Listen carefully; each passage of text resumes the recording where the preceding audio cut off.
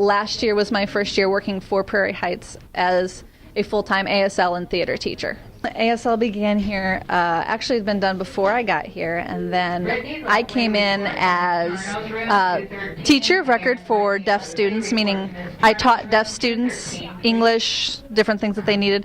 But I firmly believe that deaf students need to be able to communicate with their peers without having an interpreter in the middle. And so we talked to the principal and to the people at the co-op that I worked for and said, hey, I have a free period. Can I teach some kids how to sign so that the deaf students that I work with would be able to communicate with their peers? And that's pretty much how it started.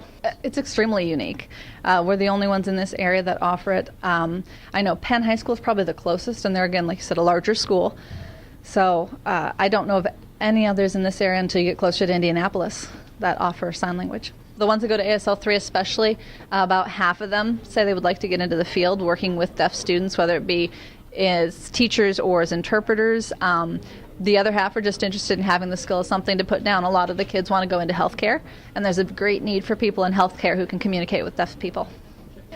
The thing I love about both of them is that they're very culturally focused. In theater, I spend a lot of time talking to the kids about opening up to what other people think and understanding that just because you believe one thing doesn't mean the whole world believes the same thing you do, and being able to put yourself in somebody else's shoes.